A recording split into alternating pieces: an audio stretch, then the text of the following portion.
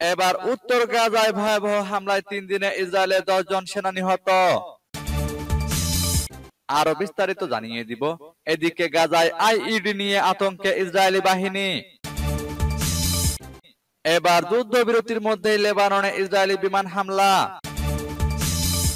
এদিকে সিরিয়ায় তুরস্কের বিমান হামলা, হতাহত অন্তত 30 জন। আরো জানিয়ে দিব, এবার ইরানের সেনাবাহিনীতে আরো 1000 নতুন ড্রোন, আতঙ্কে পশ্চিমা বিশ্ব। এদিকে সুইডেনে হামলা চালানোর পায়তারা করছে ইরান, দাবি রিপোর্টে।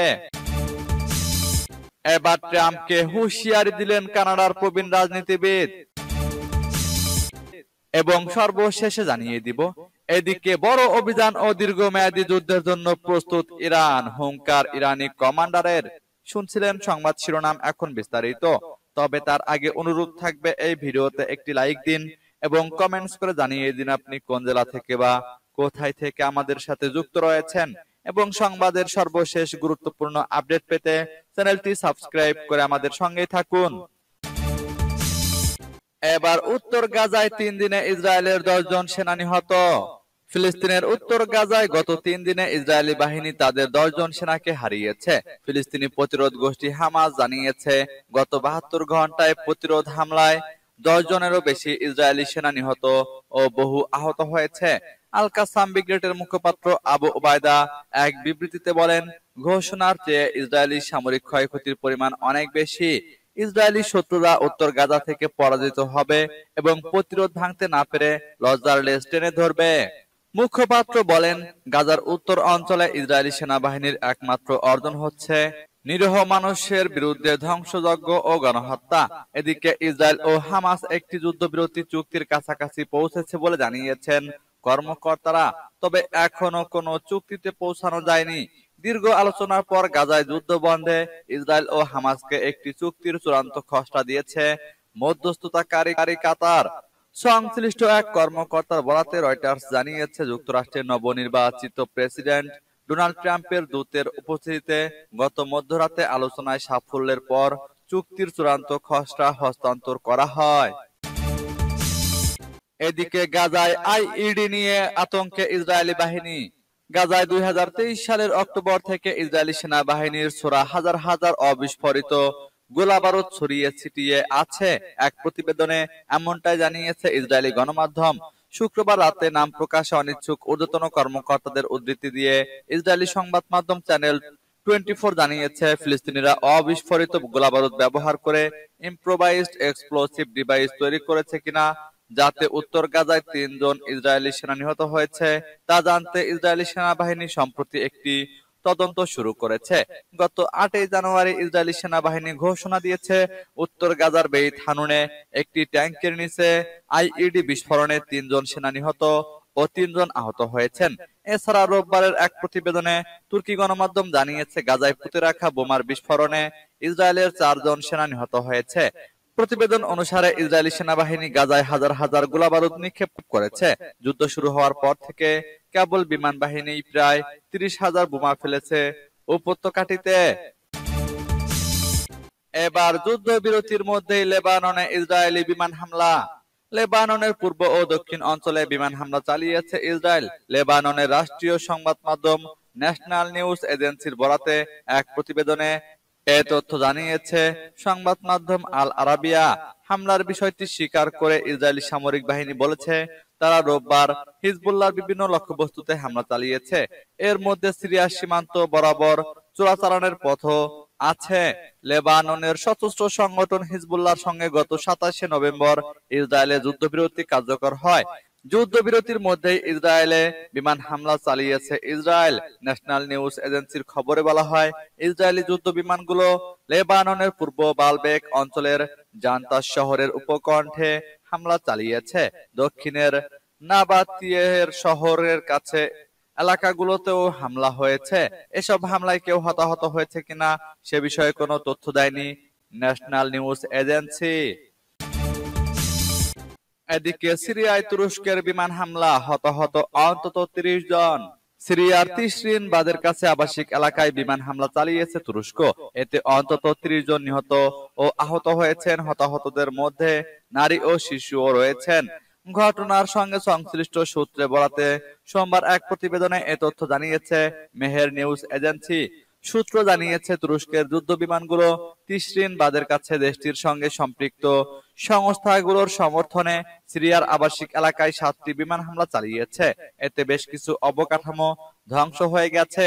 সূত্র আরো জানিয়েছে ১৪ দিন আগে থেকে তুরস্কের সঙ্গে সম্পর্কিত সংস্থাগুলো এই এলাকায় উল্লেখযোগ্য অগ্রগতি করতে পারেনি এবং তাদের মৃত ও আহতদের সংখ্যা ৩০০ জনে পৌঁছেছে। তুরস্ক এখন পর্যন্ত সিরিয়ায় ১৫ জন যোগাযোগ কর্মকর্তাকে হারিয়েছে।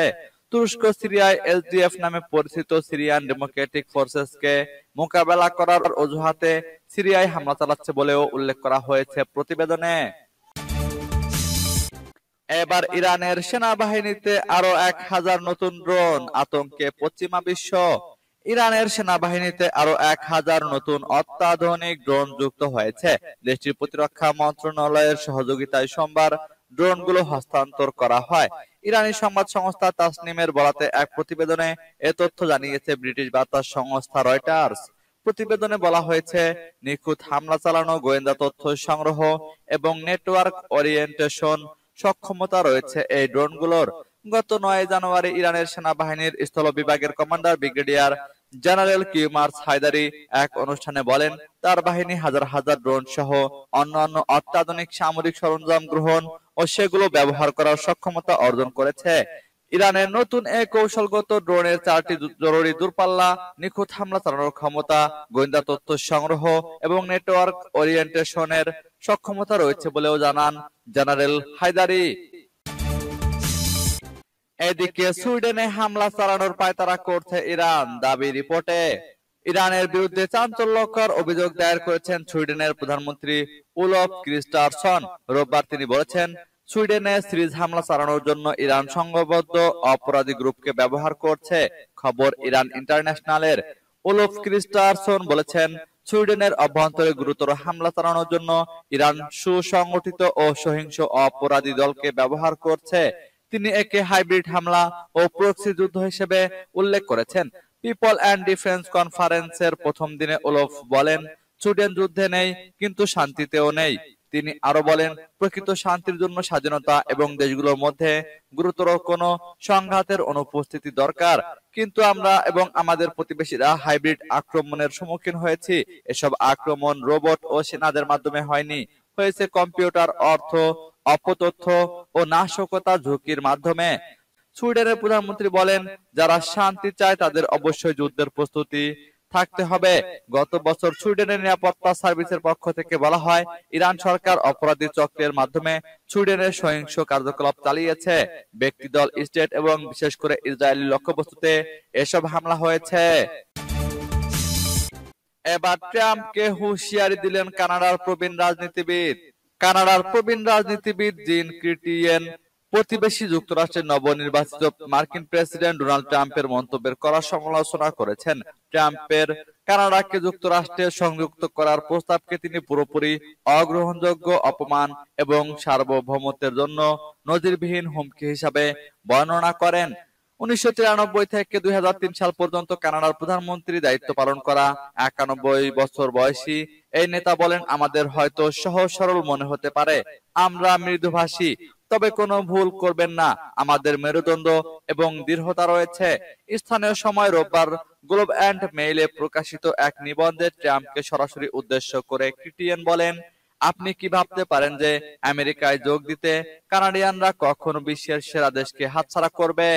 সাবেক এই প্রধানমন্ত্রী পরামর্শ দেন, সীমান্তের ওপার থেকে অবৈধ আগ্নেয়াস্ত্র আসা এবং নর্থ ওয়েস্ট প্যাসেজকে কানাডার আঞ্চলিক জলসীমা হিসেবে স্বীকৃতি দিতে ওয়াশিংটনের অনীহা নিয়ে কানাডার যুক্তরাষ্ট্রের মুখোমুখি হওয়া উচিত। এছাড়াও অটোয়াকে পানামা, মেক্সিকো, ডেনমার্ক এবং ইউরোপীয় ইউনিয়নের সাথে বাহিনীতে যোগ দিতে হবে। এবার বড় অভিযান ও দীর্ঘমেয়াদী যুদ্ধের জন্য প্রস্তুত ইরান, হুঙ্কার ইরানি কমান্ডারের। ইরানের সেনাবাহিনী বছরের পর বছর ধরে বড় ধরনের যুদ্ধের জন্য প্রস্তুতি নিয়ে রেখেছে বলে জানিয়েছেন দেশটির আইআরজিসির প্রধান কমান্ডার মেজর জেনারেল হুসেইন সালামি। তিনি বলেছেন, ইরান বড় আকারের অভিযান এবং আপাত দৃষ্টিতে বৃহৎ শক্তির আন্তঃসংযুক্ত বাহিনীগুলোর সঙ্গে কঠিন এমনকি দীর্ঘমেয়াদী যুদ্ধের জন্য প্রস্তুতি নিয়ে রেখেছে। আইআরজিসির প্রধান প্রতিরক্ষা ইউনিটের ক্ষেপণাস্ত্র বিভাগের কর্মীদের এক সমাবেশে জেনারেল সালামি এ তথ্য জানিয়েছেন। তিনি বলেন, শত্রুদের অবশ্যই এই সত্যটি সম্পর্কে অবগত থাকতে হবে। শত্রুর বাড়াবাড়ি, বলদর্পী নীতি এবং আগ্রাসন প্রতিরোধে ইরানের এমন রাজনৈতিক ইচ্ছাশক্তি রয়েছে যা সব সময় চলমান, নিখুঁত এবং দৃঢ়। জেনারেল সালামি জোর দিয়ে বলেন যে ইরানি জাতি শত্রুর বিরুদ্ধে সমস্ত শক্তি নিয়ে দাঁড়িয়ে আছে। আমরা আমাদের স্বাধীনতা, পরিচয়, সুনাম এবং কর্তৃত্ব রক্ষার জন্য কখনো সীমানার বাইরের কোনো শক্তির উপর নির্ভর করিনি। মূলত আমরা অন্যদের কর্মকাণ্ডের উপর ভিত্তি করে দেশের প্রতিরক্ষা কাঠামো তৈরি করিনি। আইআরজিসির প্রধান কমান্ডার আরো বলেন, ইহুদিবাদী ইসরায়েলের বিরুদ্ধে সত্য প্রতিশ্রুতি অন এবং টু অভিযান ইরানি জাতির ক্ষমতা প্রদর্শনের একটি ক্ষুদ্র অংশ মাত্র।